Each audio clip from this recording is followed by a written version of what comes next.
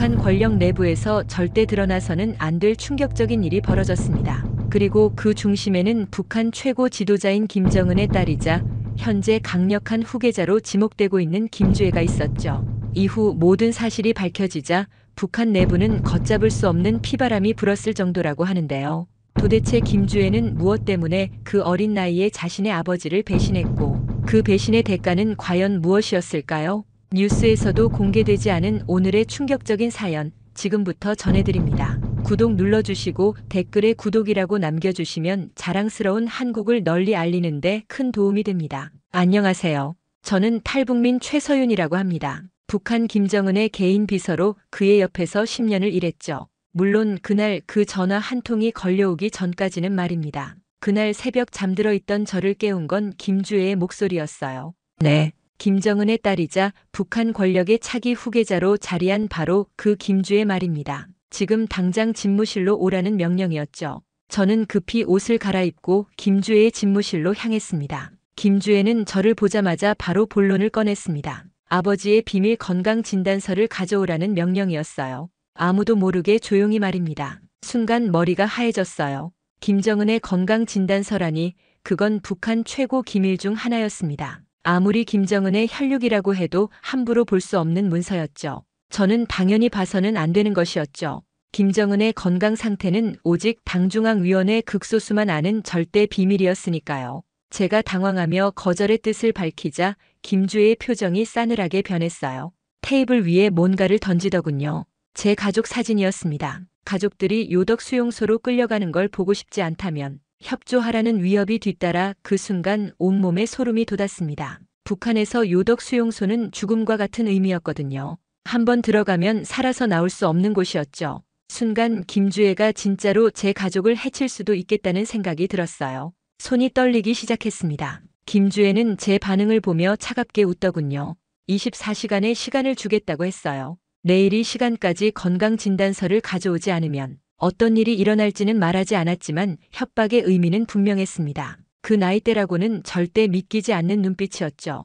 이후 집무실을 나오는 순간 온몸이 식은땀으로 젖어 있었습니다. 김정은의 딸이 아버지의 기밀을 훔치라고 협박하다니 도저히 믿을 수 없는 상황이었죠. 물론 그때는 알지 못했습니다. 이건 그저 시작일 뿐이란 사실을요. 그날 밤은 지옥이었습니다. 가족 사진을 바라보며 끝없는 고민에 빠졌어요. 김주애의 차가운 눈빛이 계속 머릿속에 맴돌았거든요. 그러다 결국 아침이 되어서야 저는 결심을 굳혔습니다. 어떻게든 건강진단서를 구해야겠다고 말이죠. 다음 날 오후 저는 김정은이 평양시내 시차를 나간 틈을 노렸습니다. 집무실은 텅 비어 있었어요. 손이 심하게 떨렸지만 참을 수밖에 없었습니다. 김정은의 개인 금고는 그의 책상 뒤편 벽 안쪽에 숨겨져 있었거든요. 금고는 알고 있었어요. 몇 번 김정은이 여는 걸 봤거든요. 하지만 직접 열어본 적은 없었습니다. 번호를 누르는 손가락이 떨려서 2번이나 틀렸어요. 3번째에서야 성공했죠. 금고 안에는 여러 문서들이 있었습니다. 그 중에서 빨간 봉투에 든 두꺼운 파일이 눈에 띄었어요. 봉투 겉면에 극비라고 붉은 글씨로 적혀 있었거든요. 손을 뻗어 꺼내는 순간 온몸에서 식은땀이 흘렀습니다. 문서를 펼쳐보는 순간 충격에 휩싸였어요. 김정은의 건강 상태가 제가 상상했던 것보다 훨씬 심각했거든요. 심장질환과 당뇨병이 악화되어 있었습니다. 더 충격적인 건 의료진의 소견이었어요. 장기 집권이 사실상 불가능하다는 내용이 명시되어 있었거든요. 페이지를 넘길 때마다 손이 더욱 떨렸습니다. 혈압이 위험 수준까지 올라가 있었고 수술이 필요한 상태라고 적혀 있었어요. 가장 충격적인 부분은 마지막 페이지였습니다. 의료진이 예상하는 김정은의 남은 시간이 구체적으로 명시되어 있었거든요. 문서를 복사하면서 머릿속이 복잡해졌어요. 김주애가 왜 이 문서를 원하는지 대충 짐작이 갔거든요. 아버지의 건강 상태를 미리 파악해서 권력 승계를 준비하려는 것 같았습니다. 하지만 뭔가 석연치 않은 느낌이 들었어요. 그렇게 복사를 마치고 저는 문서를 다시 금고에 넣었습니다. 금고를 잠그는 순간 발걸음 소리가 들렸어요. 심장이 터질 듯 뛰었지만 다행히 경비원이 지나가는 소리였습니다. 그 순간 제가 얼마나 위험한 일을 하고 있는지 실감했어요. 저는 재빨리 집무실을 나와 화장실로 향했습니다. 거울을 보니 얼굴이 새하얗게 질려 있었어요. 찬물로 얼굴을 씻으며 진정하려 했지만 손은 계속 떨렸습니다. 복사한 문서가 가방 안에 있다는 사실만으로도 온몸이 경직되었거든요.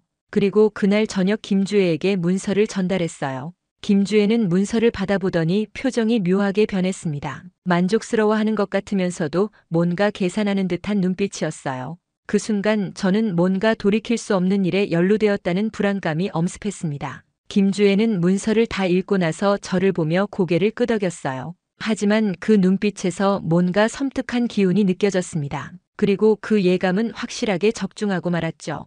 일주일 후 김정은이 개인 일정으로 외출한 사이 저는 남은 업무를 정리하고 있었습니다. 그런데 김주혜가 평소와 다른 행동을 보이기 시작했어요. 몰래 뒷문으로 나가더군요.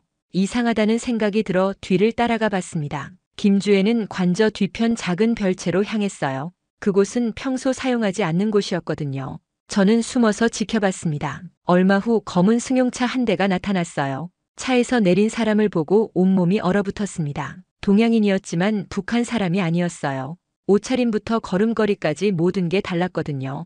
더 충격적인 건 그 사람이 들고 있던 서류 가방이었습니다. 외교관들이 쓰는 그런 가방이었어요. 순간 머릿속에서 경보가 울렸습니다. 두 사람은 별 안으로 들어갔어요. 저는 조심스럽게 창가로 다가갔습니다. 커튼 틈 사이로 안을 들여다볼 수 있었거든요. 김주혜가 테이블 위에 뭔가를 펼쳐놓고 있었어요. 제가 복사해준 김정은의 건강진단서였습니다. 그 순간 온몸에서 피가 거꾸로 솟구이는 느낌이었어요. 김주혜가 아버지의 기밀 문서를 외국인에게 보여주고 있었거든요. 외국인은 문서를 자세히 살펴보며 고개를 끄덕였습니다. 그리고 자신의 서류 가방에서 뭔가를 꺼냈어요. 두꺼운 봉투였습니다. 안에 든 게 뭔지는 몰라도 김주혜의 표정이 만족스러워 보였어요. 외국인과 김주혜가 악수를 나누는 모습을 보며 저는 거의 기절할 뻔했습니다. 이건 단순한 정보 유출이 아니었어요. 완전한 배신 행위였거든요. 더 끔찍한 건 그 다음이었습니다. 외국인이 또 다른 서류를 꺼내더군요. 김주혜가 그 서류에 서명하는 모습이 보였어요. 뭔가 정식 계약서 같은 느낌이었습니다. 김주혜가 단순히 돈을 받고 정보를 판 게 아니라 더 큰 거래를 한 것 같았어요. 참가에서 숨어 지켜보는 동안 다리가 덜덜 떨렸습니다. 발각되면 즉시 처형당할 상황이었거든요. 하지만 도망갈 수도 없었어요. 이 충격적인 현장을 끝까지 봐야 한다는 강박감이 들었습니다. 약 30분 후 만남이 끝났어요. 외국인이 먼저 별을 나와 차에 올랐습니다. 김주혜는 잠시 후 나오더니 주변을 경계하듯 둘러봤어요. 저는 급히 몸을 숨겼지만 심장이 터질 듯 뛰었습니다. 다음날 평소처럼 웃으며 인사하는 김주혜의 모습이 서름 끼쳤어요. 그녀는 겉으로는 김정은의 충실한 딸인 척하면서 뒤에서는 아버지를 배신하고 있었거든요. 더 무서운 건 제가 그 배신의 공범이 되어버렸다는 사실이었습니다. 물론 그때는 알지 못했습니다. 더 큰 재앙이 저를 기다리고 있다는 사실을 말이죠. 그리고 그 재앙은 생각보다 빨리 찾아왔습니다. 김주혜와 외국인의 은밀한 만남을 목격한 지 열흘 후였어요. 김정은이 집무실에서 회의 중에 갑자기 가슴을 움켜쥐며 쓰러졌습니다. 저는 그 순간을 직접 봤어요. 얼굴이 새하얗게 질리더니 의식을 잃었거든요. 급히 의료진이 달려왔지만 상황은 심각해 보였습니다. 김정은이 병원으로 이송되자 평양 전체가 술렁이기 시작했어요. 간부들이 긴급 회의를 열었고 보위부와 인민군 고위층이 모두 소집되었습니다. 하지만 정작 김주혜는 이상하게 침착했어요. 다른 사람들이 당황하는 동안 김주혜만 차분한 표정을 유지하고 있었거든요. 그때 저는 소름이 돋았습니다. 김주혜가 이미 이런 상황을 예상하고 있었던 것 같았거든요. 아버지의 건강진단서를 미리 확보해서 준비를 마쳤다는 느낌이 들었어요. 하지만 김주혜의 계산에는 치명적인 오류가 있었습니다. 사흘 후 새벽 4시였어요. 갑자기 관저 주변이 소란스러워졌습니다. 보위부 차량들이 줄지어 들어오더군요. 검은 승용차에서 내린 보위부 요원들의 표정이 살벌했습니다. 그 순간 뭔가 큰일이 벌어졌다는 걸 직감했어요. 보위부 요원들이 김주혜의 집무실로 향했습니다. 저는 멀리서 지켜봤는데 김주혜가 끌려나오는 모습을 보고 온몸이 얼어붙었어요. 평소 당당했던 김주혜의 모습은 온데간데 없었습니다. 김주혜를 체포하러 온 보위부 책임자는 김영철이었어요. 김정은의 최측근 중 한 명이었거든요. 김영철의 표정에서 분노와 실망이 동시에 느껴졌습니다. 김주혜의 배신 행위가 완전히 발각된 것 같았어요. 가장 충격적인 순간은 그 다음이었습니다. 김주혜가 보위부 차량에 오르기 직전 저를 똑바로 쳐다봤어요. 그리고는 큰 소리로 외쳤습니다. 진짜 범인은 자신이 아니라며 전현희 아버지의 기밀을 빼돌렸다고 말이에요.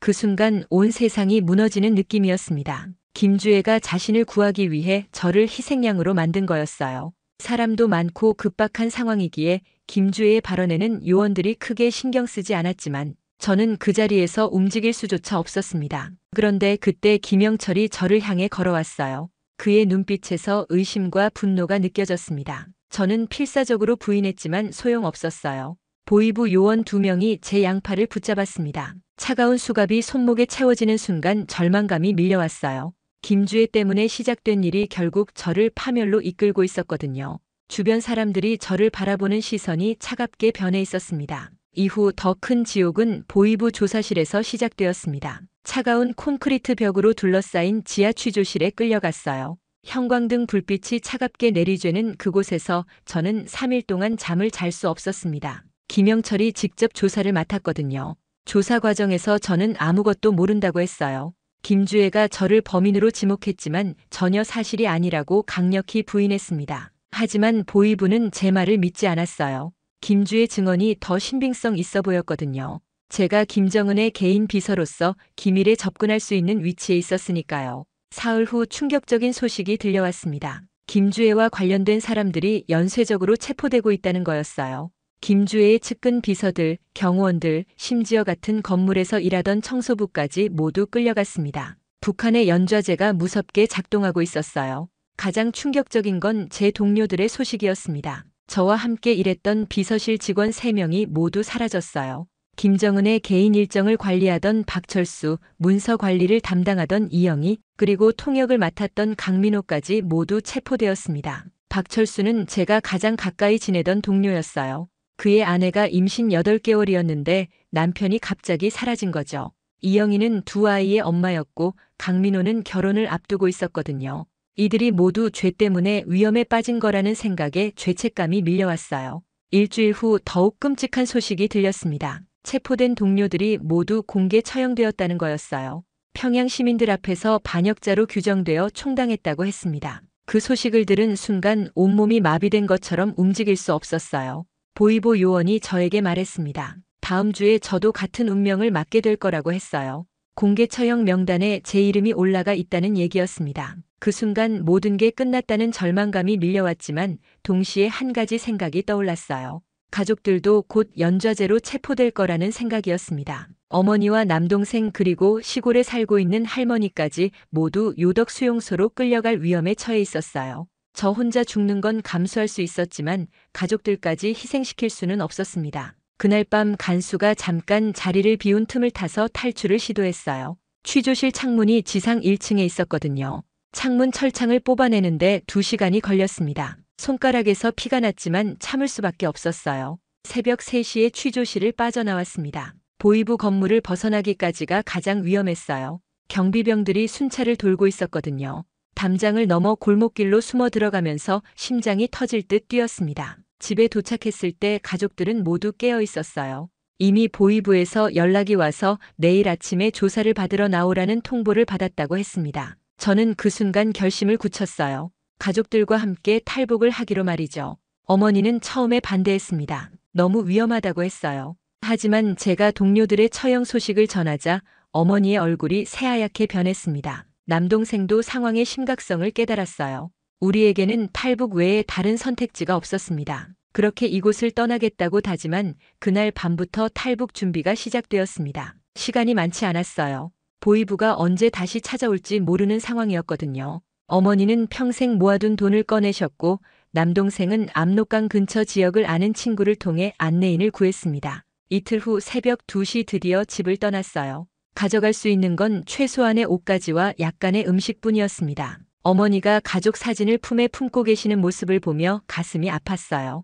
우리가 다시 땅을 밟을 수 있을지 확신할 수 없었거든요. 압록강까지는 기차와 버스를 갈아타며 이틀이 걸렸습니다. 검문소를 지날 때마다 온몸이 얼어붙었어요. 신분증 검사를 받을 때마다 발각될까봐 식은땀이 났습니다. 특히 신의주 근처에서는 보위부 차량을 몇 번 봤는데 그때마다 숨이 막힐 것 같았어요. 압록 강변에 도착한 건 사흘째 되는 밤이었습니다. 안내인은 50대 남자였는데 말이 거의 없었어요. 그저 우리를 강변 숲속으로 이끌었습니다. 11월 말이라 바람이 차갑게 불었고 강물 소리가 으스하게 들렸어요.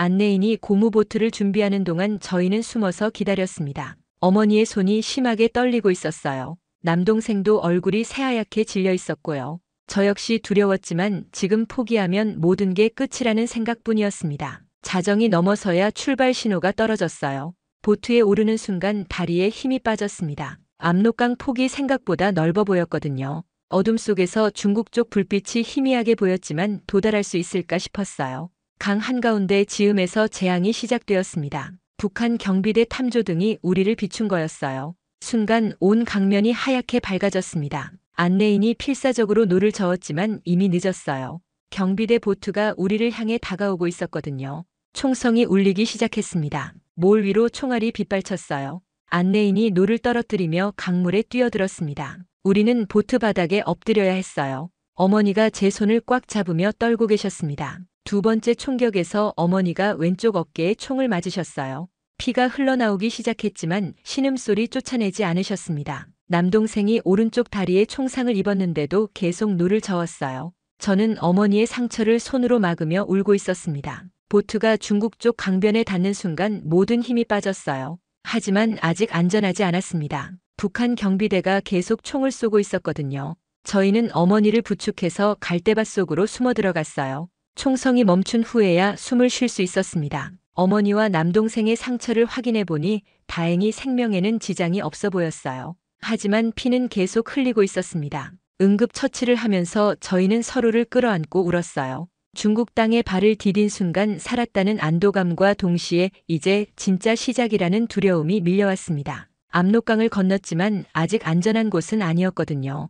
중국 공안에게 발각되면 다시 북한으로 송환될 위험도 있었어요. 압록강을 무사히 건넜지만 한국으로 가는 긴 여정은 이제 막 시작이었습니다. 중국에서 한국까지는 수천 km의 험난한 길이 기다리고 있었어요. 더구나 어머니와 남동생이 총상을 입은 상태에서의 긴 여정을 견뎌내야 했습니다. 중국 조선족 마을에서 첫 며칠을 보냈어요. 한 조선족 할머니가 우리를 숨겨주셨는데 정말 천사 같은 분이었습니다. 어머니의 어깨 상처와 남동생의 다리 상처를 치료해 주셨거든요. 하지만 며칠 이상 머물 수는 없었어요. 중국 공안의 단속이 심해지고 있었으니까요. 일주일 후 브로커를 통해 남쪽으로 이동하기 시작했습니다. 트럭 짐칸에 숨어서 밤새 달렸어요. 숨이 막힐 것 같은 좁은 공간에서 20시간을 버텼습니다. 어머니가 중간에 의식을 잃으셨는데 그때 정말 죽을 것 같았어요. 병원에 갈 수도 없는 상황이었거든요. 중국 남부 지역까지 가는데 한 달이 걸렸습니다. 기차역 버스터미널 심지어 화물차 밑에 숨어서 이동했어요.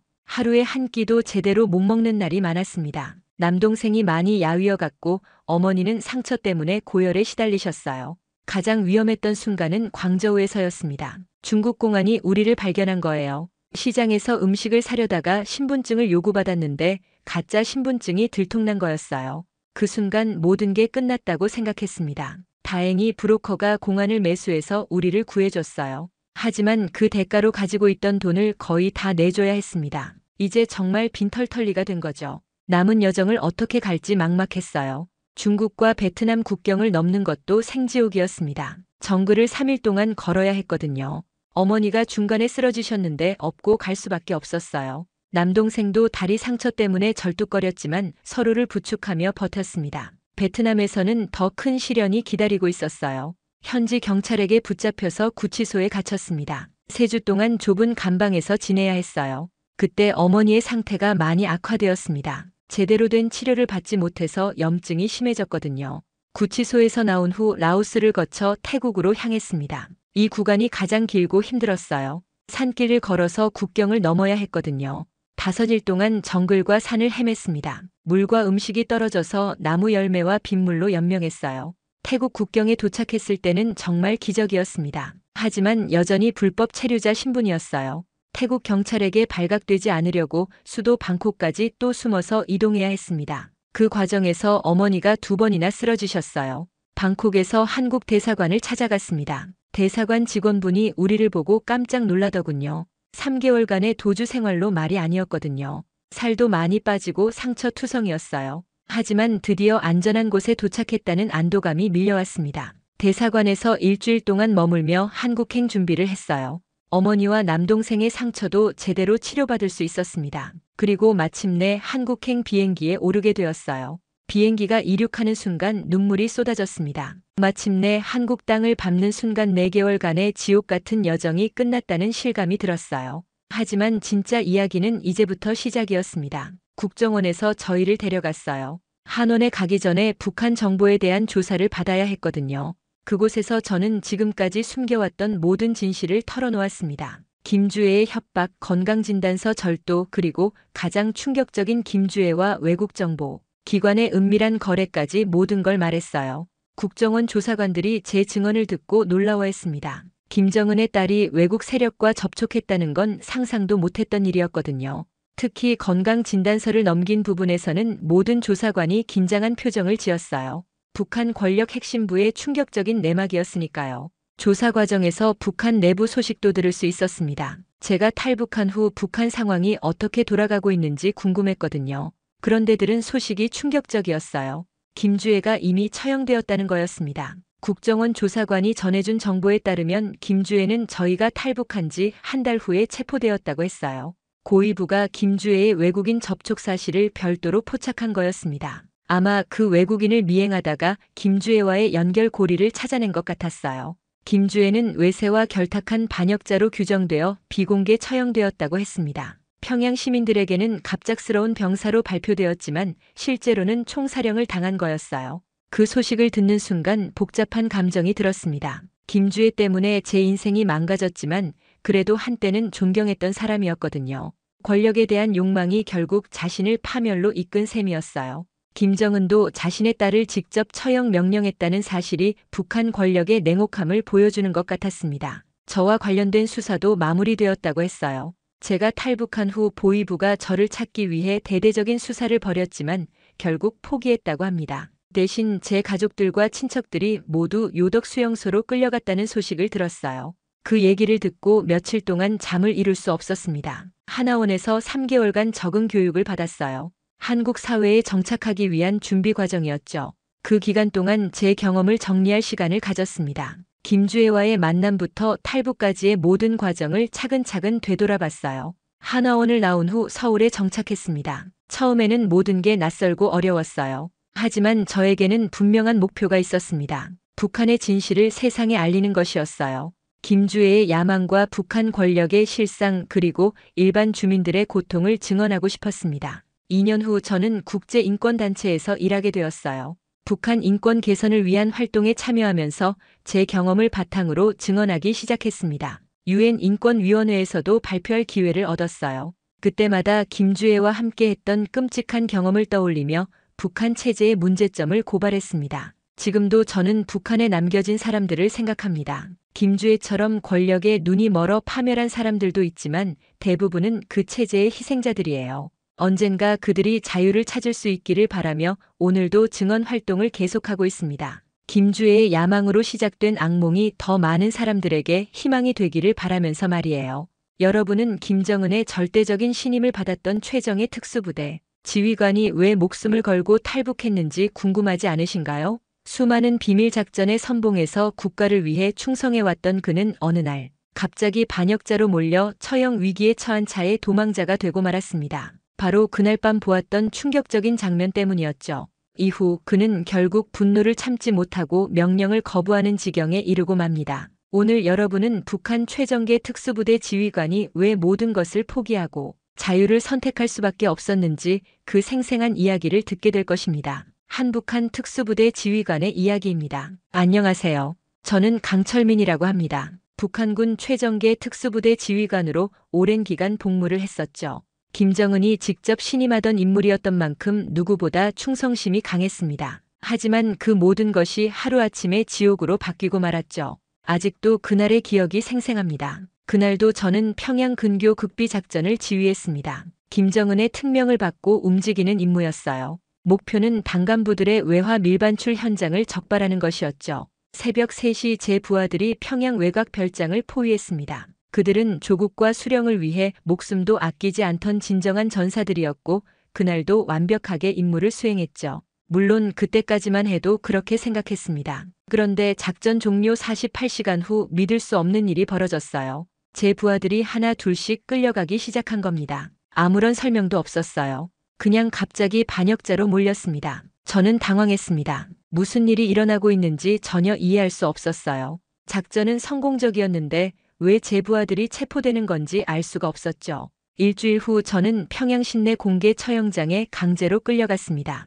수천 명의 군중 앞에서 제 부하들이 반역자로 처형당하는 모습을 봐야 했어요. 그것도 제 눈앞에서 말입니다. 박종사가 처형대에 올라갔습니다. 그는 저를 바라보며 마지막 말을 했어요. 지휘관님, 저는 조국을 배신한 적이 없습니다. 그 말이 끝나자마자 총성이 울렸습니다. 박종사의 몸이 피를 흘리며 쓰러졌죠. 저는 그 순간 온몸이 떨렸습니다. 눈물이 흘러내렸어요. 하지만 울 수도 없었습니다. 수천 명이 지켜보는 앞에서 동요하는 모습을 볼 수 없었죠.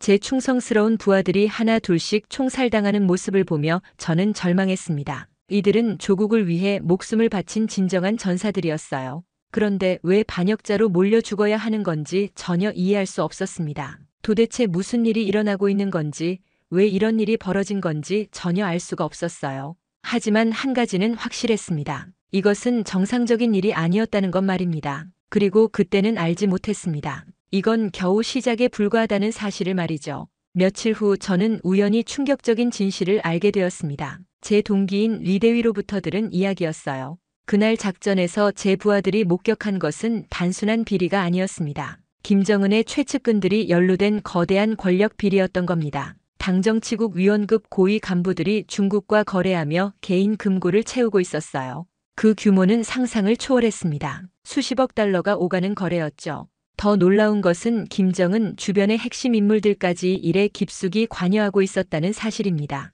제 부하들은 이 모든 것을 목격했습니다. 그런데 저에게 보고하기도 전에 발각되어 끌려간 거였어요. 권력자들은 현장에서 바로 제 부하들의 신원을 파악했습니다. 이것은 진실을 묻어버리기 위한 정치적 음모였습니다. 저는 분노로 온몸이 떨렸습니다. 제 충성스러운 부하들이 권력자들의 비리를 숨기 위한 희생양이 되었다는 확신이 들었어요. 그러나 일주일 후 더욱 끔찍한 일이 벌어졌습니다. 박중사의 아내와 두 아들이 평양 시내 광장에서 공개 처형되었어요. 김상사의 부모님과 여동생도 마찬가지였습니다. 수만 명의 군중이 지켜보는 가운데 그들이 총살당했죠. 저는 그 처형 장면을 강제로 참관해야 했습니다. 박중사의 아내는 마지막 순간까지 울부짖었어요. 자신들이 왜 죽어야 하는지 모르겠다고 외쳤습니다. 김상사의 어머니는 아들 이름을 부르며 쓰러졌죠. 제 가슴이 찢어지는 것 같았습니다. 부하들만 죽인 것도 모자라 그들의 무고한 가족까지 학살하다니 말입니다. 저는 그 순간 북한이라는 체제에 대한 모든 믿음이 무너져 내렸어요. 그런데 더 큰 충격이 기다리고 있었습니다. 처형이 끝난 후 리대가 급히 저에게 경고했어요. 저 역시 제거 대상 명단에 올라 있다는 것이었습니다. 그렇게 매일 밤이 공포였던 그 시기에 저에게 새로운 명령이 내려왔습니다. 북한군 최고 2층에서 직접 하달된 극비 작전이었어요. 하지만 그 명령서를 받아든 순간 저는 온몸이 얼어붙었습니다. 작전 내용은 민간인 거주 지역에 대한 비인간적 공격이었습니다. 탈북을 시도할 가능성이 있는 주민들을 사전에 제거하라는 명령이었어요. 여기에는 아이들과 노인들까지 포함되어 있었습니다. 저는 그 순간 손이 떨렸습니다. 지금까지 저는 조국을 위해 싸우는 전사라고 믿어왔어요. 하지만 이것은 전쟁이 아니었습니다. 무고한 민간인들을 학살하라는 명령이었죠. 명령서에는 구체적인 방법까지 기록되어 있었습니다. 가족 단위로 집을 습격해서 흔적을 남기지 말라는 것이었어요. 사고로 위장하라는 지시도 있었습니다. 저는 그 글자들을 읽으며 구역질이 났어요. 저는 잠을 이룰 수 없었습니다. 제 머릿속에는 온갖 생각들이 뒤엉켰어요. 명령을 거부하면 저 역시 반역자로 처형당할 것이 뻔했습니다. 하지만 명령을 따르면 무고한 사람들의 피로 제 손을 더럽혀야 했죠. 며칠간 저는 극도의 정신적 고통에 시달렸습니다. 밥을 먹을 수도 없었어요. 물 한 모금도 목으로 넘어가지 않았습니다. 제 양심과 생존 본능이 격렬하게 충돌하고 있었죠. 작전 개시일이 하루 앞으로 다가왔습니다. 저는 부하들을 소집해서 브리핑을 해야 했어요. 하지만 그들의 얼굴을 바라볼 수가 없었습니다. 이들에게 어떻게 민간인 학살 명령을 내릴 수 있겠어요? 그날 밤 저는 결단을 내렸습니다. 명령을 거부하기로 한 것이었어요. 제 양심을 지키기 위해서는 죽음도 각오해야 했습니다. 하지만 무고한 사람들을 죽일 수는 없었어요. 다음 날 아침 저는 상부의 작전 거부 의사를 전달했습니다. 그 순간 저는 제 운명이 결정되었다는 것을 알았어요. 몇 시간 후 체포 명령이 내려질 것이 뻔했습니다. 오후 2시 정말로 체포조가 저를 찾아왔습니다. 하지만 저는 이미 준비하고 있었어요. 특수부대 훈련으로 단련된 몸으로 그들을 따돌리고 도망쳤습니다. 총격전이 벌어졌지만 간신히 빠져나왔죠. 그날부터 저는 도망자 신세가 되었습니다. 평양 시내 곳곳에 제 수배령이 내려졌어요. 제 얼굴이 박힌 전단지들이 거리 곳곳에 붙었습니다. 저는 더 이상 북한에서 살 수 없는 몸이 되었죠. 숨어있는 동안 저는 깨달았습니다. 이 체제는 구원받을 수 없다는 것을 말입니다. 권력자들의 비리를 덮기 위해 충성스러운 부하들을 죽이고 무고한 민간인까지 학살하려는 체제였어요. 저는 그 순간 탈북을 결심했습니다. 이곳에 남아있으면 결국 죽거나 양심을 버리고 살아야 했어요. 하지만 저는 더 이상 이런 체제에 복종할 수 없었습니다. 자유를 찾아 떠나기로 마음먹었죠. 자유를 찾아 떠나기로 마음먹은 그 순간부터 저는 철저한 계획을 세우기 시작했습니다. 하지만 탈북이라는 것은 목숨을 걸어야 하는 일이었어요. 한 번의 실수로도 즉시 사형당할 수 있었습니다. 저는 평양 외곽에 버려진 공장에 숨어 있었습니다. 낮에는 움직일 수 없었어요. 제 얼굴이 담긴 수배의 전단지가 곳곳에 붙어 있었거든요. 밤에만 조심스럽게 움직이며 탈출 경로를 조사했습니다. 가장 큰 문제는 경계선까지 가는 길이었습니다. 평양에서 비무장지대까지는 200km가 넘는 거리였어요. 그 사이에는 수십 개의 검문소와 감시 초소들이 있었습니다. 모든 길목이 철저히 통제되고 있었죠. 저는 특수부대에서 익힌 지식을 총동원했습니다. 지형도를 머릿속으로 그려가며 최적의 루트를 찾아냈어요. 주요 도로를 피하고 산악지대를 통과하는 경로였습니다. 위험하지만 발각될 가능성이 가장 낮은 길이었죠. 식량과 장비도 준비해야 했습니다. 며칠간 버틸 수 있는 건조식품과 물을 확보했어요. 나침반과 쌍강경도 구했습니다. 무엇보다 중요한 것은 신분증이었죠. 검문소를 통과하려면 가짜 신분증이 필요했습니다. 저는 과거 특수 임무 때 사용했던 위조 기술을 활용했습니다. 버려진 신분증을 찾아서 제 사진으로 바꿔치기 했어요. 완벽하지는 않았지만 어둠 속에서는 속일 수 있을 정도였습니다. 가장 어려운 부분은 비무장지대 통과 계획이었습니다. 저는 군복무 시절 그 지역의 경계 시스템을 잘 알고 있었어요. 철책선의 위치, 감시 초소의 배치, 순찰 시간까지 모든 것을 기억하고 있었습니다. 문제는 지뢰밭이었습니다. 비무장지대에는 수십만 개의 지뢰가 매설되어 있었어요. 한 발짝만 잘못도 폭사할 수 있었습니다. 저는 과거 훈련 때 배운 지뢰 탐지법을 떠올랐죠. 날씨도 고려해야 했습니다. 달이 없는 밤을 택해야 했어요. 구름이 많아서 별빛도 차단되는 날이 최적이었습니다. 기상 예보를 확인하며 최적의 날짜를 정했죠. 탈출 당일까지 일주일이 남았습니다. 저는 매일 밤 체력 훈련을 했어요.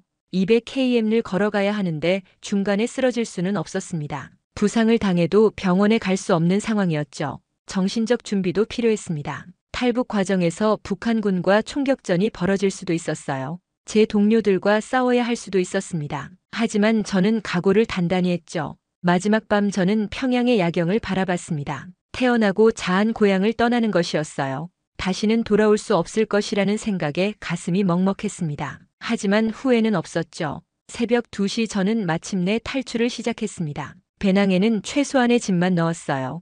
그렇게 자유를 향한 200km의 여정이 시작되었습니다. 첫 번째 관문은 평양 외곽의 검문소였어요. 새벽 3시 저는 조심스럽게 접근했습니다. 경비병 2명이 졸고 있는 것을 확인했죠. 저는 특수부대에서 배운 은밀 이동수를 사용했습니다. 소리를 내지 않고 그림자처럼 움직였어요. 검문소를 우회해서 산길로 접어들었습니다. 첫 번째 위기를 넘긴 것이었죠. 산속길은 험했습니다. 가시덤불이 제 옷을 찢었고 바 위에 발이 걸려 넘어지기도 했어요. 하지만 멈출 수 없었습니다. 해가 뜨기 전에 최대한 멀리 가야 했거든요. 20km를 걸었을 때 두 번째 위기가 찾아왔습니다. 순찰대에 불빛이 보였어요. 저는 즉시 바위 뒤에 숨었습니다. 심장이 터질 것처럼 뛰었죠. 군화 소리가 점점 가까워졌습니다. 병사 3명이 제가 숨은 바위 앞을 지나갔습니다. 그들의 손전등 불빛이 제 머리 위를 스쳐갔어요. 저는 숨도 쉬지 않고 기다렸습니다. 10분이 지나서야 그들이 사라졌죠.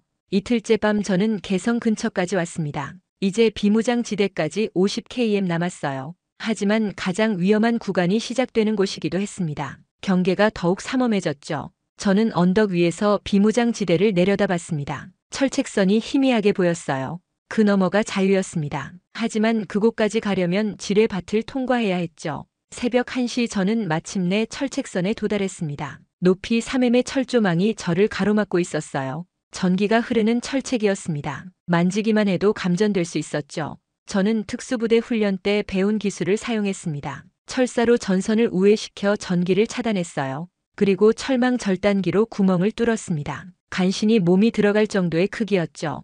철책을 통과한 순간 저는 지뢰밭에 발을 디뎠습니다. 한 걸음 한 걸음이 생과 사를 가르는 선택이었어요. 저는 특수부대에서 배운 지뢰 탐지법을 사용했습니다. 막대기로 땅을 조심스럽게 찔러가며 전진했죠. 30m를 진행했을 때 북한군 경계병이 저를 발견했습니다. 사이렌이 울렸어요. 서치라이트가 저를 비쳤습니다. 저는 그 순간 뛰기 시작했죠. 총성이 울렸습니다. 총알이 제 귀가를 스쳐 지나갔어요. 저는 지그재그로 뛰며 총알을 피했습니다. 특수부대 훈련이 제 목숨을 구했죠. 저 뒤에서 추격조가 따라왔습니다. 군견에 짖는 소리도 들렸어요. 저는 필사적으로 달렸습니다. 지뢰가 터질 위험도 있었지만 멈출 수 없었죠. 100m를 더 뛰었을 때 한국군 초소가 보였습니다. 저는 온 힘을 다해 외쳤어요. 한국말로 도움을 요청했습니다. 한국군 병사들이 저를 향해 달려오는 것이 보였죠. 마지막 50m 저는 온몸에 힘을 쏟아 뛰었습니다. 뒤에서는 총성이 계속 울렸어요. 하지만 저는 포기하지 않았습니다. 자유까지 이제 몇 걸음 남지 않았거든요. 마침내 저는 한국군 진지에 도달했습니다. 한국군 병사가 저를 끌어안았어요. 그 순간 저는 쓰러졌습니다. 3일간의 극한 탈출이 끝난 것이었죠. 자유의 땅에 발을 디딘 순간 저는 정신을 잃었습니다. 3일간의 극한 탈출로 몸이 한계를 넘어섰던 거죠. 깨어났을 때는 병원이었어요. 하얀 침대와 깨끗한 병실이 마치 꿈처럼 느껴졌습니다. 의료진들이 저를 돌봐주는 모습을 보며 충격을 받았습니다. 북한에서는 상상할 수 없는 친절함이었어요. 간호사가 미소를 지으며 물을 가져다 주었습니다. 저는 그 순간 눈물이 났죠. 회복 후 저는 국정원으로 이송되었습니다. 조사실에 들어서는 순간 온몸이 떨렸어요. 북한에서의 무수한 조사와 고문이 떠올랐습니다. 하지만 여기는 달랐죠. 담당 조사관이 따뜻한 차를 내주며 자리에 앉으라고 했습니다. 저는 이해할 수 없었어요. 조사라는 것은 고문과 협박이 당연한 것이라고 생각했거든요. 하지만 여기서는 인간적인 대우를 받았습니다. 조사가 시작되었습니다. 저는 제가 겪었던 모든 일들을 털어놓기 시작했어요. 북한군 고위층의 비리, 부하들의 처형, 가족들의 공개 처형까지 모든 것을 말했습니다. 박중사와 김상사 이야기를 할 때였습니다. 저는 갑자기 참을 수 없는 감정이 치밀어 올랐어요. 15년을 함께한 전우들이 눈앞에서 죽어가던 모습이 생생하게 떠올랐습니다. 제 목소리가 떨렸습니다. 그들의 마지막 모습을 설명하다가 말이 막혔어요. 박중사가 저를 바라보며 했던 마지막 말이 귀가에 맴돌았습니다. 김상사의 절망적인 눈빛도 잊을 수 없었죠. 저는 그 순간 참았던 눈물을 터뜨리고 말았습니다. 북한에서는 울 수 없었어요. 감정을 드러내면 약점으로 여겨졌거든요. 하지만 여기서는 달랐습니다. 아무도 저를 비난하지 않았죠. 조사관이 휴지를 건네주며 천천히 말하라고 했습니다. 저는 처음으로 제 감정을 솔직하게 표현할 수 있었어요. 죄책감과 분노, 절망과 후회가 모두 쏟아져 나왔습니다. 제가 민간인 학살 명령을 거부했던 이야기를 할 때도 울었습니다. 그때 고뇌와 갈등을 설명하다가 또 눈물이 났어요. 조사관들은 제 이야기를 끝까지 들어주었습니다. 며칠간의 조사가 끝났습니다. 저는 처음으로 자유라는 것을 실감했어요. 아무도 저를 감시하지 않았습니다. 밤에 잠들 때도 누군가 저를 해칠까 두려워하지 않아도 되었죠. 국정원 직원이 저에게 인권에 대해 설명해 주었습니다. 모든 사람은 존엄성을 가지고 있다는 것, 생각과 표현의 자유가 있다는 것들이었어요. 저는 그 말들을 이해하기 어려웠습니다. 북한에서는 개인의 권리라는 개념 자체가 없었거든요. 오직 당과 수령을 위해 존재하는 것이 당연했습니다. 하지만 여기서는 개인이 소중한 존재라고 했어요. 처음으로 TV에서 자유로운 뉴스를 봤습니다. 정부를 비판하는 내용도 있었어요. 저는 충격을 받았습니다. 북한에서는 상상할 수 없는 일이었거든요. 인터넷도 처음 사용해 봤습니다. 세상의 모든 정보에 접근할 수 있다는 것이 믿어지지 않았어요. 북한에서는 철저히 차단된 정보들이 모두 공개되어 있었습니다. 저는 그제서야 깨달았습니다. 제가 탈북을 결심한 것이 올바른 선택이었다는 것을 말입니다. 이곳에서는 인간다운 삶을 살 수 있었어요. 양심에 따라 행동할 수 있는 자유가 있었습니다. 그렇게 밤에 잠자리에 들며 감사했던 그 마음을 안고 저는 하나원에 입소했습니다. 북한 이탈 주민 정착 지원 사무소라는 긴 이름의 이곳은 새로운 삶을 준비하는 곳이었어요. 하지만 처음에는 적응하기가 쉽지 않았습니다. 다른 탈북자들과 함께 생활하는 것 자체가 낯설었습니다. 북한에서는 개인적인 이야기를 나누는 것이 위험했거든요. 누군가 고발할 수 있었으니까요. 하지만 여기서는 달랐습니다. 첫 번째 만난 사람은 함경도에서 온 김씨 아주머니였습니다. 그녀는 가족을 먹여 살리기 위해 중국으로 넘어갔다가 한국까지 오게 되었다고 했어요.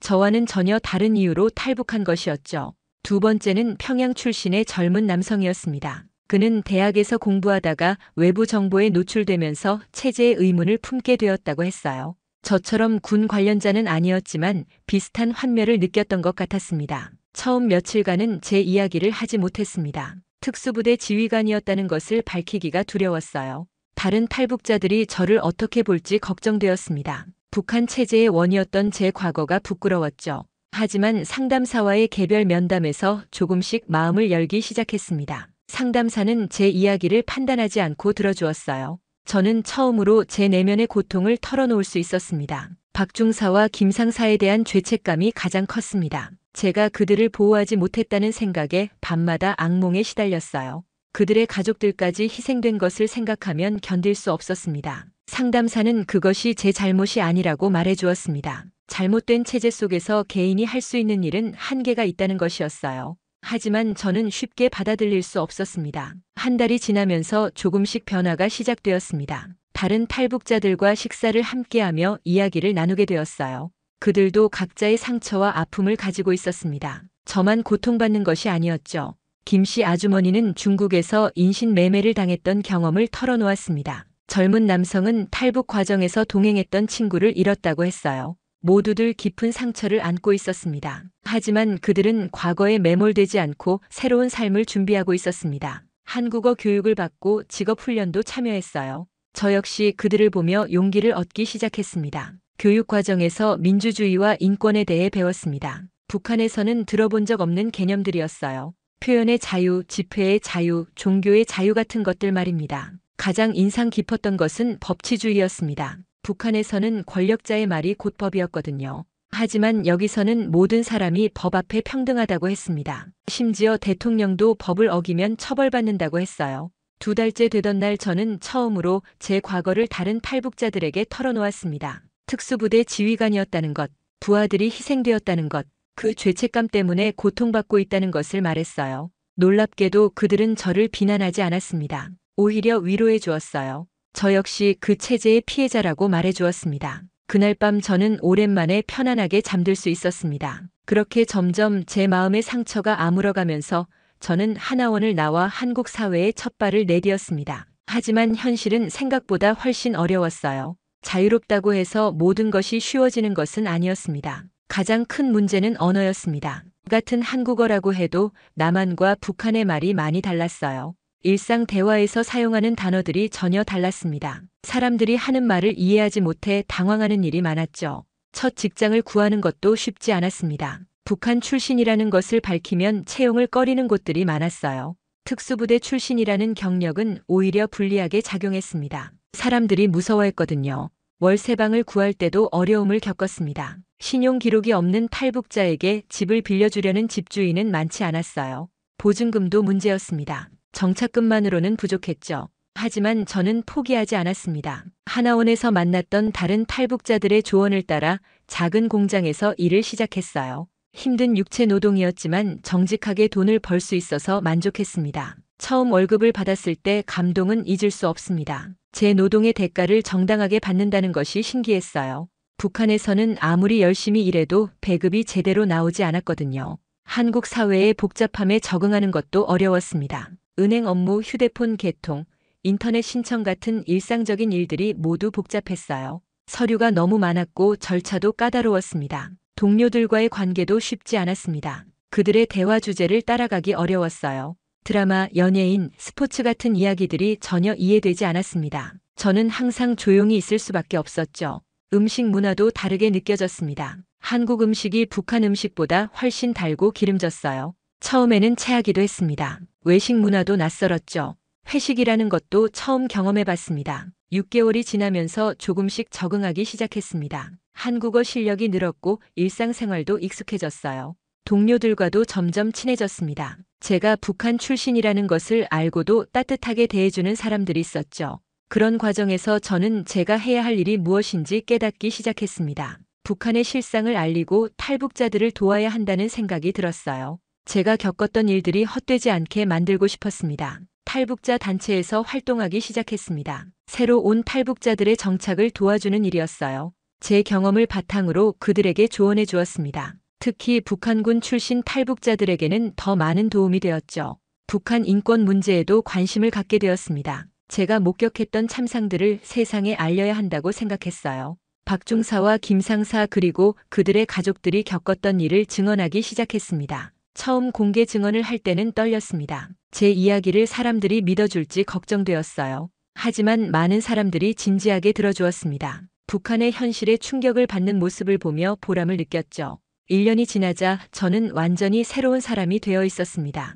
한국 사회의 일원으로 살아가고 있었어요. 물론 아직도 어려운 일들이 많았지만 희망이 있었습니다. 자유로운 삶이 주는 기쁨을 매일 느꼈죠. 무엇보다 제가 선택한 길이 옳았다는 확신이 들면서 저는 더욱 적극적으로 사회활동에 참여하게 되었습니다. 탈북 3년 차가 되었을 때 저는 한국 사회에 완전히 뿌리를 내렸다고 느꼈어요. 대학교에서 북한학 강의를 하게 되었습니다. 학생들 앞에서 제 경험을 나누는 일이었어요. 처음에는 떨렸지만 점점 자신감이 생겼습니다. 젊은 학생들이 북한의 현실에 대해 진지하게 질문하는 모습을 보며 희망을 느꼈죠. 국정감사에서 증언할 기회도 생겼습니다. 국회의원들 앞에서 북한군 내부의 실상과 인권 침해 사례들을 증언했어요. 제 이야기가 정책 결정에 도움이 될 수 있다는 것이 뿌듯했습니다. 탈북자 정착지원센터에서 상담사로도 활동했습니다. 새로운 탈북자들, 특히 북한군 출신들의 심리적 어려움을 이해할 수 있었어요. 제가 겪었던 죄책감과 트라우마를 그들도 똑같이 겪고 있었습니다. 한 젊은 북한군 출신 탈북자가 찾아왔습니다. 그는 탈북 과정에서 동료를 잃었다는 죄책감에 시달리고 있었어요. 저는 그에게 제 이야기를 들려주었습니다. 박중사와 김상사의 이야기 그리고 제가 어떻게 그 아픔을 극복해 나갔는지 말해주었죠. 몇 달 후 그 청년이 다시 찾아왔습니다. 많이 밝아진 모습이었어요. 제 조언이 도움이 되었다고 고마워했습니다. 그 순간 저는 제가 하는 일의 의미를 깨달았어요. 국제인권단체와도 협력하게 되었습니다. UN 북한 인권조사위원회에서 증언 요청이 왔어요. 저는 북한 내 공개 처형과 연좌제의 참상을 국제사회에 알렸습니다. 제 목소리가 전 세계로 전해진다는 것이 감동적이었죠. 언론 인터뷰도 자주 하게 되었습니다. 처음에는 얼굴을 공개하는 것이 두려웠어요. 북한에 남은 친척들에게 피해가 갈까 걱정되었습니다. 하지만 진실을 알리는 것이 더 중요하다고 판단했죠. 책을 출간하기도 했습니다. 제 탈북 경험과 북한군의 실상을 담은 수기였어요. 많은 사람들이 읽고 관심을 보여주었습니다. 북한의 현실을 모르던 사람들이 충격을 받으며 공감해 주었죠. 대학원에 진학해서 북한학을 전공했습니다. 제 경험을 학문적으로 정리하고 싶었어요. 북한 체제의 모순과 인권 침해를 객관적으로 분석하는 연구를 했습니다. 외국에서도 강연 요청이 들어왔습니다. 미국, 일본, 유럽의 대학들에서 북한 인권 문제에 대해 이야기했어요. 제 이야기를 들은 외국인들이 북한 문제에 관심을 갖게 되는 모습을 보며 보람을 느꼈습니다. 탈북자 청소년들을 위한 멘토링 프로그램도 시작했습니다. 부모를 따라 한국에 온 아이들이 적응하는 것을 도와주는 일이었어요. 이 아이들이 건강하게 자라서 통일의 주역이 되기를 바랐습니다. 5년이 지난 지금 저는 한국 사회에서 당당한 구성원으로 살고 있습니다. 아내도 만나 가정을 꾸렸어요.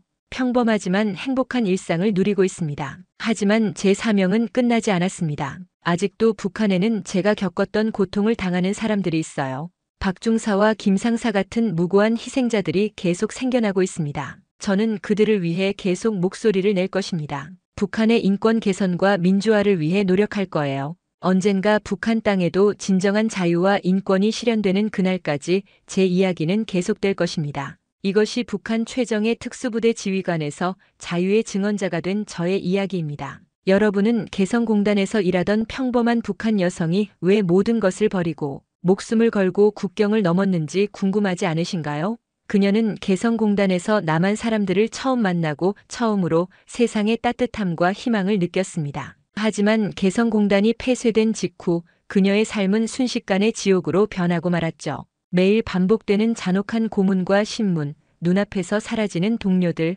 그리고 가족마저 위험에 처하자 결국 그녀는 목숨을 건 결단을 내릴 수밖에 없었습니다. 오늘 여러분이 듣게 될 이야기는 단순히 한 여성의 탈북담이 아닙니다. 북한이 절대 알려지길 원하지 않는 개성공단의 충격적 진실과 그 속에서 살아남기 위해 죽음의 압록강을 건너야 했던 한 여성의 생생한 증언입니다. 한북한 개성공단 여성 근로자의 이야기입니다. 안녕하세요. 저는 탈북민 김혜영이라고 합니다. 한때 개성공단에서 일을 한 적이 있었죠. 여전히 그날의 기억은 생생합니다. 처음 남한 사람들을 마주했던 그날이 말이죠. 그들의 밝은 옷차림과 화한 미소, 저를 바라보는 따뜻한 눈빛까지요. 저희가 생각했던 모습과는 너무나도 달랐죠. 처음으로 이런 세상도 있구나라는 생각이 들 정도였습니다. 남한 관리자 박민수 씨는 감시자의 눈을 피해 첫날부터 슬쩍 친절하게 다가왔어요. 혜영 씨, 이거 어떻게 하는지 알려드릴게요. 그의 부드러운 말투에 저는 얼어붙었습니다. 우리는 항상 엄격한 명령조의 언어에만 익숙했으니까요. 하지만 그의 진심 어린 미소를 보자 긴장이 조금씩 풀렸어요. 게다가 그들이 가끔 몰래 건네 초코파이는 저희에게 천국의 맛이었어요. 화장실에 숨어서 한 입 베어 물 때마다 자유에 대한 갈망이 커졌습니다. 제 동료 수진이는 숨어서 초코파이를 먹으며 눈물을 흘렸어요. 이뿐만이 아니었습니다. 남한 직원들은 감시원이 없을 때 생일도 챙겨주었어요. 제 26번째 생일에 창고 뒤에서 몰래 작은 케이크를 받았을 때 저는 울음을 참을 수 없었습니다. 케이크라니 북한에서 살면서 제가 먹어볼 거라는 상상조차 한 적이 없던 음식이었죠. 하지만 이런 행복한 순간들조차 끊임없는 감시의 그림자가 따라다녔습니다. 너희들 뭐 하는 거야? 이래 보이부 감시원 김정철의 날카로운 목소리가 공장을 울렸어요. 그의 차가운 눈빛은 우리의 모든 행동을 주시했습니다. 그가 검은색 옷을 입고 나타날 때마다 우리는 숨을 죽였어요. 남한 직원들과 눈빛만 교환해도 퇴근 후 조사를 받았습니다. 다음 날 그들의 얼굴은 창백했어요. 그럼에도 우리는 화장실이나 창고 뒤에서 눈치를 살피며 몰래 남한 사람들과 소통했습니다. 들킬까 두려워 항상 떨었지만 그들이 속삭여주는 바깥 세상 이야기는 우리에게 구명줄 같았어요. 감시자가 없는 틈을 노려 나한 드라마 내용을 알려주는 직원도 있었고 쪽지로 세상 소식을 전해주는 이도 있었습니다. 그러던 어느 날 제 친구 미란이가 갑자기 사라졌습니다. 일주일이 지나도록 돌아오지 않았죠. 소문이 돌기 시작했어요. 미란이가 남한 드라마를 봤다는 고발이 들어왔다고요. 김정철이 어느 저녁 전 직원을 모았습니다. 미란 동무는 배신자다. 적과 내통했다. 그의 말에 공장이 얼어붙었어요. 다음 날 우리는 충격적인 모습의 미란이를 보게 됐습니다. 그녀의 얼굴은 퉁퉁 부어 있었고 눈주위는 시퍼렇게 멍들어 있었어요. 그녀는 공개자아 비판을 했습니다. 저는 조국을 배신했습니다. 그 말을 하는 동안 그녀의 목소리는 떨렸어요. 어떤 고문을 당했을지 상상도 하기 싫었습니다. 물론 그때는 알지 못했습니다. 이건 겨우 시작일 뿐이란 사실을 말이죠. 그날 이후 공단 안의 공기는 더욱 무거워졌습니다. 그러다 2016년 텔레비전 앞에 모인 우리는 남한 정부의 개성공단 폐쇄 발표를 들었어요. 그 순간 제 심장이 멎는 것 같았습니다. 모두의 얼굴에서 핏기가 빠져나갔죠. 다음 날 아침 모든 남한 사람들이 짐을 싸기 시작했어요.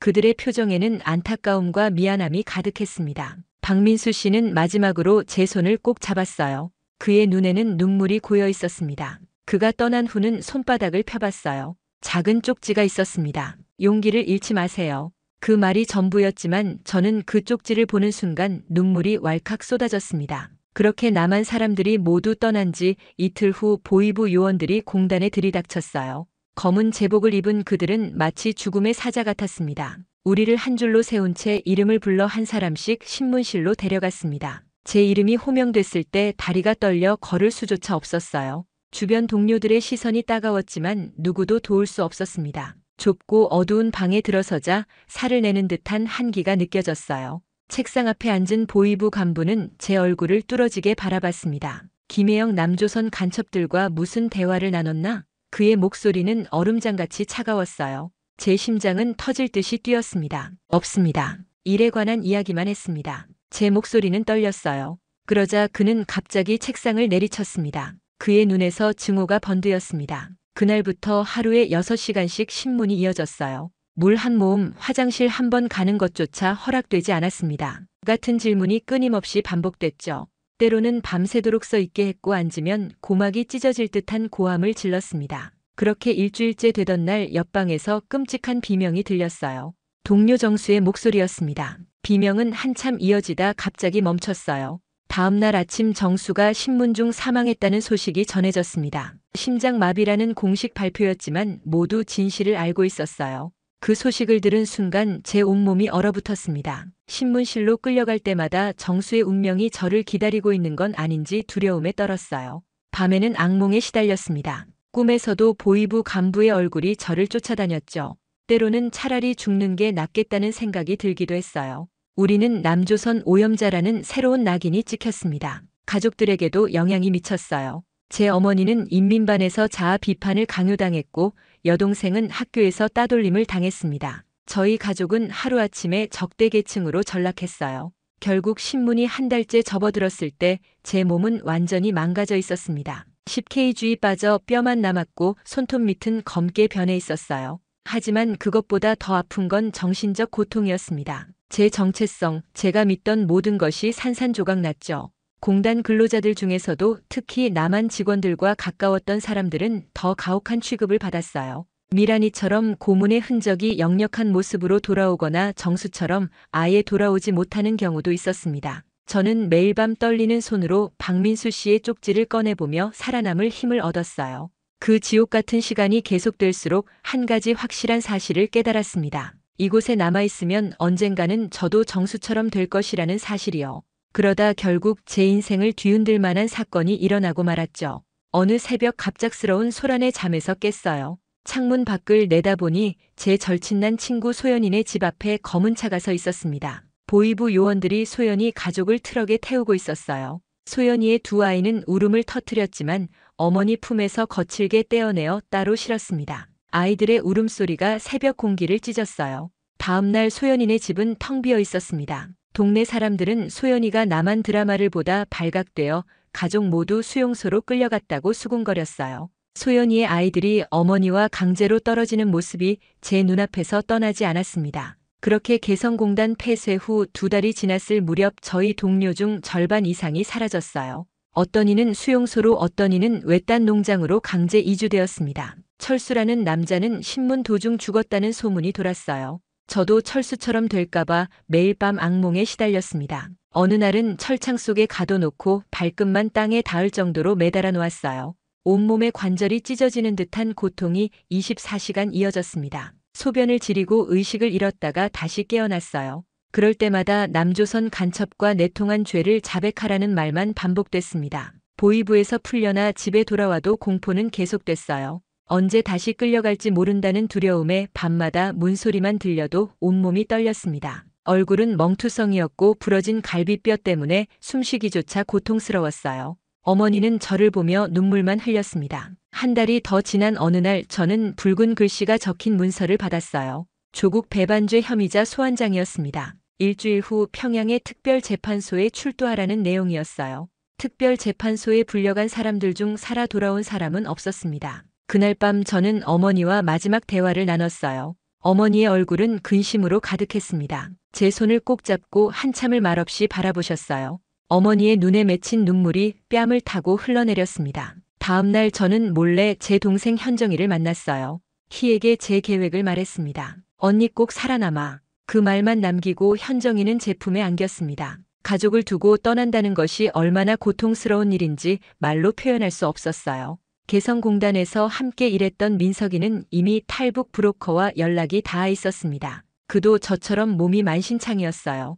왼쪽 눈은 신문 과정에서 실명된 상태였습니다. 우리는 함께 도망치기로 했어요. 이제 우리에겐 2가지 선택뿐이었습니다. 탈북에 성공하거나 죽거나. 그날부터 시간은 화살처럼 빠르게 흘러갔습니다. 탈북 계획을 세우는 매 순간이 목숨을 건 도박이었어요. 처음에는 민석이와 저 그리고 준노까지 3사람이었지만 소문은 빠르게 퍼졌습니다. 개성공단에서 함께 일했던 동료들이 하나 둘 연락을 취해왔어요. 지영이, 상철, 미연, 태준, 영호, 선미, 그리고 수진까지 모두 특별재판소 소환장을 받았거나 가족이 이미 수용소로 끌려간 사람들이었습니다. 10명의 사람들계의 절박한 사연이 하나로 모였어요. 브로커가 요구한 돈은 생각보다 훨씬 많았습니다. 한 사람당 5,000달러, 10명이면 5만 달러였어요. 개성공단에서 일하며 몰래 모아둔 돈과 각자의 가족들이 숨겨두었던 금반지 달러까지 모두 모아야 했습니다. 목숨보다 소중한 것은 없었어요.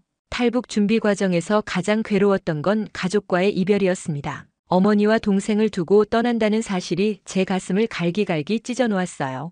더 괴로운 건 그들에게 닥칠 화를 알면서도 떠나야 한다는 사실이었습니다. 북한에서는 한 사람이 탈북하면 가족 모두가 연좌제로 처벌받아요. 태준이는 아픈 어머니를 두고 떠나야 했습니다. 지영이는 7살 된 딸아이를 이모에게 맡기기로 했어요. 미여은 임신 5개월이었습니다. 그럼에도 불구하고 모두가 탈북을 선택했어요. 남아있는 것보다 떠나는 게 나은 상황까지 몰린 우리였습니다. 탈북 전날 밤 어머니의 손을 잡고 마지막 저녁 식사를 했어요. 밥 한 술 뜰 때마다 목이 메어 넘어가지 않았습니다. 어머니는 아무것도 묻지 않았어요. 다만 평소보다 더 많은 반찬을 준비해 주셨고 제가 좋아하는 감자전을 특별히 부쳐주셨습니다. 가라, 사람만 있거라. 어머니의 속삭임이 제 귀가에 맴돌았어요. 그리고 손수 싸놓은 작은 보다리를 건네주셨습니다. 안에는 말린 감과 떡 그리고 외할머니의 유품이었던 작은 옥팔찌가 들어있었어요. 그것이 제가 가족으로부터 받은 마지막 선물이었습니다. 탈북 당일 트럭의 진동이 우리 몸을 끊임없이 흔들었습니다. 좁은 공간에 10명이 다닥다닥 붙어 앉아 숨소리조차 죽인 채 이동했어요. 임신한 미연이는 얼굴이 하얗게 질려 있었습니다. 그녀의 손을 꼭 잡아주었지만 불안함은 가시지 않았어요. 검문소를 통과할 때마다 심장이 멎는 듯 했습니다. 이틀간의 고된 여정 끝에 우리는 중국과 맞닿아 압록강 인근 마을에 도착했어요. 브로커는 우리를 낡은 창고로 안내했습니다. 그곳에서 하룻밤을 보내며 강을 건널 준비를 했어요. 모두의 얼굴에는 긴장감이 역력했습니다. 새벽 2시 모든 것이 고요할 때 우리는 행동을 개시했어요. 얇은 점퍼 하나로는 2월의 칼바람을 막기 어려웠습니다. 강변에 다다르자 눈앞의 광경에 숨이 막혔어요. 얼어붙은 압록강 그리고 저 멀리 보이는 중국 땅 자유를 향한 마지막 관문이었습니다. 강중앙에 이르렀을 때 갑자기 북한 초소의 불빛이 보였어요. 모두 얼음 위에 엎드렸습니다. 총구의 불빛이 우리를 향해 비춰졌어요. 뛰어 브로커의 외침과 함께 우리 모두 얼음 위를 달리기 시작했습니다. 뒤에서는 총성이 울렸어요. 얼음 파편이 사방으로 튀었습니다. 민석이가 팔에 총을 맞고 쓰러졌어요. 태준이 갑자기 비명을 질렀어요. 얼음이 깨지면서 그의 다리가 물속으로 빠졌습니다. 손을 뻗어 그를 붙잡았지만 얼음은 계속해서 깨졌어요. 순간 태준의 손이 제 손에서 미끄러졌습니다. 검은 물속으로 그의 몸이 사라지는 모습에 절규가 목까지 차올랐지만 소리 지를 수도 없었어요. 중국 땅에 발을 디딘 순간 뒤돌아보니 우리 10명 중 8명만이 남아있었어요.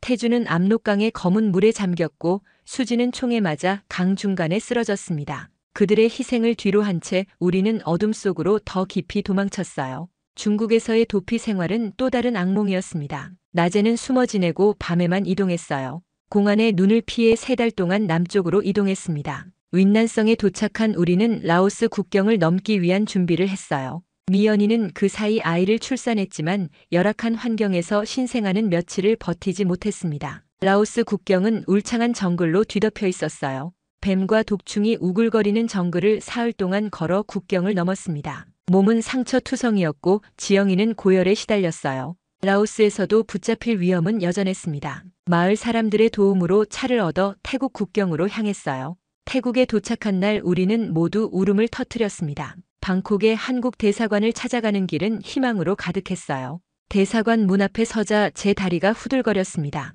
이제 자유의 문턱에 선 것이었어요. 대사관 직원이 문을 열어주는 순간 압록강에서 희생된 태준이와 수진이의 얼굴이 떠올랐습니다. 그들의 꿈이었던 자유의 땅 대한민국으로 가는 길이 마침내 열렸어요. 이후 태국 방콕에서 대한민국으로 향하는 비행기에 올랐을 때 현실감이 전혀 없었습니다. 창밖으로 보이는 구름이 마치 꿈처럼 느껴졌어요. 압록강을 건너던 그날부터 3개월 우리는 마침내 자유의 땅으로 향하고 있었습니다. 비행기가 인천공항에 착륙하는 순간 제 심장이 터질 듯이 뛰었어요. 다리는 후들거렸고 손바닥에는 식은땀이 흘렀습니다. 비행기 문이 열리고 한국 공기를 처음 마셨을 때 눈물이 왈칵 쏟아졌어요. 이제 더 이상 도망칠 필요가 없다는 안도감이 몰려왔습니다. 입국장에서 국정원 직원들이 우리를 맞이했어요. 그들의 표정은 따뜻했고 말투는 공손했습니다. 북한에서의 위협적인 관리들과는 완전히 달랐어요. 저와 친구들은 서로를 바라보며 눈물을 흘렸습니다. 살아남은 6명 모두 마침내 안전한 곳에 도착했다는 실감이 났어요. 국정원 시설로 이동하는 차 안에서 창밖의 서울 풍경을 바라보았습니다. 높게 솟은 빌딩들, 밝게 빛나는 넌 사인 자유롭게 오가는 사람들. 개성공단에서 남한 직원들이 들려주던 이야기가 눈앞에 펼쳐졌어요. 그들의 말이 모두 사실이었습니다. 이 나라는 정말 존재했고 이제 저는 그곳에 있었어요. 국정원 시설에 도착해서 처음 맞이한 건 따뜻한 식사였습니다. 하얀 쌀밥과 여러 가지 반찬이 놓인 식탁 앞에서 모두 망설였어요. 북한에서는 상상할 수 없었던 풍요로움이었습니다. 첫 숟가락을 입에 넣는 순간 그동안의 고통과 두려움이 한꺼번에 녹아내리는 듯 했어요. 방은 깨끗했고 침대는 부드러웠습니다. 혼자만의 방, 혼자만의 침대라니. 샤워실에서는 뜨거운 물이 끊임없이 나왔어요. 비누 향기에 취해 한참을 울었습니다. 북한에서는 감히 꿈꿀 수 없었던 사치였어요. 첫날 밤 잠을 이루지 못했습니다. 너무 편안해서 너무 안전해서 오히려 잠을 이룰 수 없었어요. 창문을 통해 서울의 밤하늘을 바라보았습니다. 수많은 별들이 빛나고 있었어요. 북한에 남겨진 어머니와 동생을 생각하니 가슴이 미어졌습니다. 그들도 언젠가 이 별들을 자유롭게 바라볼 수 있을까요? 이튿날 우리는 의사 검진을 받았습니다. 영양실조와 외상 후 스트레스 장애 진단을 받았어요. 다리에 꼴은 상처, 얼어서 괴사한 발가락, 고문으로 인한 흉터, 우리 몸은 북한에서의 삶을 고스란히 증명하고 있었습니다. 하지만 더 놀라웠던 건 의사와 간호사들의 태도였어요. 그들은 우리를 환자로 한 인간으로 대해주었습니다. 북한에서는 항상 동무나 동지로 불렸지만 여기서는 김혜영 씨라고 이름을 불러주었어요. 그 작은 존중이 제 마음을 뭉클하게 했습니다. 이후 하나원으로 향하는 버스 안에서 저는 창밖의 풍경을 빼앗겼습니다. 푸른 산과 넓은 도로, 자유롭게 오가는 차들이 모두 신기했어요. 국정원에서 알려준 대로 하나원은 탈북민들의 한국 사회 적응을 돕는 교육기관이었습니다. 버스가 하나원 정문에 도착했을 때 가슴이 두근거렸어요. 정문에는 환영합니다라는 현수막이 걸려 있었습니다. 북한에서는 언제나 위대한 수령님이나 경외하는 장군님을 찬양하는 문구만 보았는데 이곳의 문구는 우리 같은 평범한 사람들을 위한 것이었어요. 그 작은 차이가 큰 감동으로 다가왔습니다. 하나원 직원들이 미소로 우리를 맞이했어요. 정중하게 고개를 숙이며 인사하는 모습에 어색함을 느꼈습니다. 북한에서는 상관에게 허리를 90도로 굽혀 인사해야 했지만 이곳에서는 서로 존중하며 가볍게 인사했어요. 작은 문화적 차이가 새로운 세상의 시작을 알려주었습니다. 첫날 우리는 각자의 방을 배정받았어요. 내 인실이었지만 깨끗하고 따뜻했습니다. 침대 위에는 새 이불과 베개가 놓여 있었어요. 개인 사물함과 책상도 있었습니다. 북한에서는 상상할 수 없었던 개인 공간이었어요. 창문을 열자 봄바람이 살랑거렸습니다. 자유의 향기였어요. 식당에서의 첫 식사는 충격적이었습니다. 밥과 국은 물론 여러 가지 반찬이 풍성하게 차려져 있었어요. 더 놀라운 것은 원하는 만큼 더 먹을 수 있다는 점이었습니다. 북한에서는 항상 배고픔에 시달렸는데 이곳에서는 음식이 넘쳐났어요. 처음으로 배부르게 먹고 난 후 죄책감이 밀려왔습니다. 북한에 남겨진 가족들은 지금도 굶주리고 있을 텐데 다음 날부터 본격적인 교육이 시작되었어요. 한국 사회의 기본 질서, 법률, 경제, 민주주의 등 모든 것이 새로웠습니다. 처음에는 머리가 아플 정도로 많은 정보가 쏟아졌어요. 특히 자본주의 경제 개념은 어려웠습니다. 시장 경제, 주식, 이자, 신용카드 모두 낯선 용어들이었어요. 하나원 선생님들은 우리의 혼란을 이해하고 천천히 설명해 주셨습니다. 그들은 우리의 질문에 항상 진지하게 답해 주셨어요. 선생님들의 인내심과 배려의 마음이 따뜻해졌습니다. 북한에서는 질문하는 것조차 금기되었는데 이곳에서는 질문이 환영받았어요. 컴퓨터 교육 시간이 가장 기억에 남았습니다. 처음으로 키보드를 만졌을 때 떨림이 아직도 생생해요.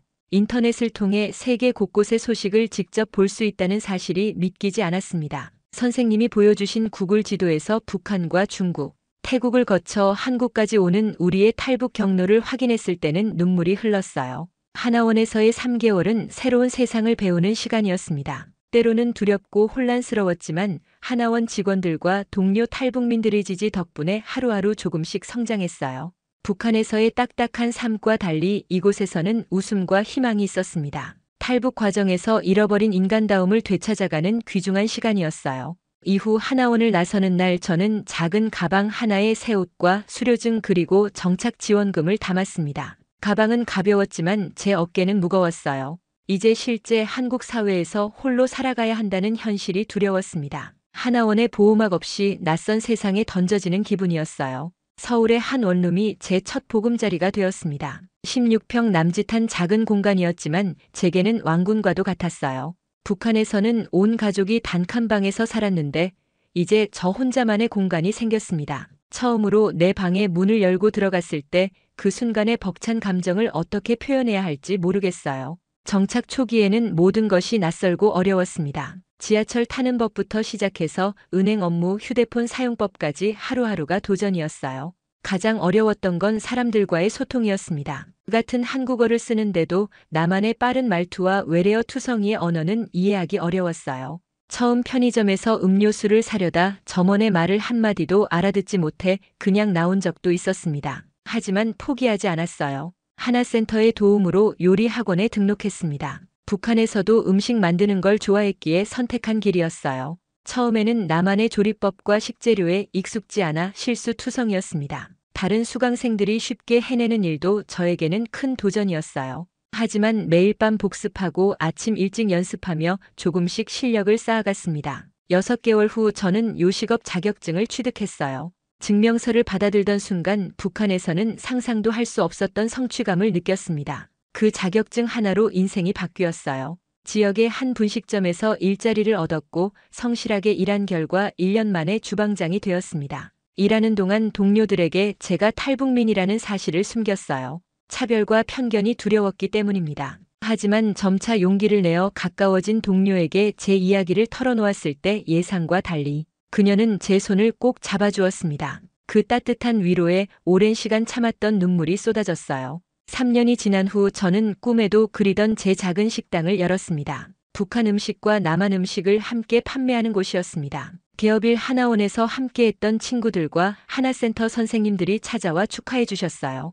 그들의 응원 속에서 새로운 시작을 알렸습니다. 식당은 입소문을 타고 인기를 얻기 시작했어요. 특히 북한식 냉면과 만두는 단골 손님들의 사랑을 받았습니다. 식당을 찾는 손님들에게 북한의 문화를 소개하는 시간도 가졌어요. 사람들이 북한에 대해 더 알게 되면서 통일에 대한 관심도 커져갔습니다. 민석이도 성공적으로 정착했어요. 그는 건설 현장에서 일하다가 지금은 작은 인테리어 회사를 운영하고 있습니다. 우리는 서로에게 든든한 의지가 되어 주었어요. 압록강을 함께 건료들과는 매달 모임을 가지며 서로의 성장을 응원했습니다. 식당을 운영한 지 2년째 되던 날 여러 인권단체에서도 연락이 왔어요.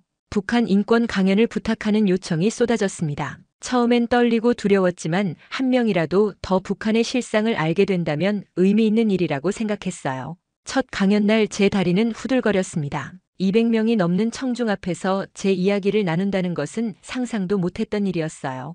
떨리는 목소리로 시작했지만 진심을 다해 전한 제 이야기는 많은 사람들의 마음을 움직였습니다. 반견이 끝난 후 한 고등학생이 다가와 통일을 위해 제가 할 수 있는 일이 있을까요? 라고 물었을 때 저는 전에 없던 책임감을 느꼈어요. 인권운동가로서의 활동이 늘어가면서 제 마음 한구석은 더욱 북한에 남겨진 가족을 향했습니다. 어머니와 동생의 얼굴이 갈수록 흐릿해지는 것 같아 밤마다 슬픔에 잠겼어요. 사진 한 장 없이 오직 기억 속에만 존재하는 가족들. 그들은 지금 어떻게 지내고 있을까요? 제3국에 있는 브로커를 통해 북한의 가족에게 연락을 시도했습니다. 위험한 도전이었지만 어머니의 소식이라도 듣고 싶었어요. 6개월의 기다림 끝에 드디어 소식이 왔습니다. 어머니는 건강이 좋지 않았지만 살아계셨고 동생 현정이는 강제로 산간 지역으로 이주되었다는 소식이었어요. 저의 탈북 이후 가족은 적대 계층으로 분류되어 끊임없는 감시와 차별 속에 살고 있었습니다. 그 소식을 들은 후 저는 더욱 결연한 의지로 북한 인권운동에 매진했습니다. 가족을 데려오기 위한 방법을 알아보기 시작했어요. 여러 단체와 협력하여 탈북 루트를 확보하고 제가 번 돈을 모두 모아 가족 구출 자금으로 준비했습니다. 언젠가는 반드시 어머니와 동생을 자유의 땅으로 모셔오리라 다짐했어요. 국제인권포럼에서 연설할 기회도 생겼습니다. 유엔 인권위원회에서 북한의 인권 실태를 증언하며 세계가 북한 주민들의 고통에 관심을 가져달라고 호소했어요. 제 증언이 국제사회의 눈을 조금이라도 더 북한으로 향하게 만들었다면 그것으로 의미가 있었습니다. 어느 날 저는 제 이야기를 책으로 출판하기로 결심했어요. 개성공단에서의 경험부터 탈북 과정, 남한에서의 정착기까지 모든 것을 담았습니다. 책을 쓰는 과정은 고통스러웠지만 동시에 치유의 여정이기도 했어요. 제 상처를 글로 풀어내면서 비로소 과거를 조금씩 내려놓을 수 있었습니다. 책은 많은 사람들에게 읽혔고 여러 번역되기도 했어요. 제 이야기를 통해 더 많은 사람들이 북한 주민들의 현실에 관심을 갖게 되었습니다. 그러나 이것은 끝이 아닌 또 다른 시작이었어요. 북한에 남겨진 2,500만 동포들이 자유를 찾을 그날까지 제 여정은 계속됩니다. 이것이 탈북민 최서윤의 이야기입니다. 자유를 향한 여정, 그리고 자유와 함께 살아가는 삶의 이야기입니다. 여러분, 이 이야기를 더 많은 사람들과 공유해 주세요. 김정은의 진실이 널리 알려져야 세계가 준비할 수 있어요. 감사합니다.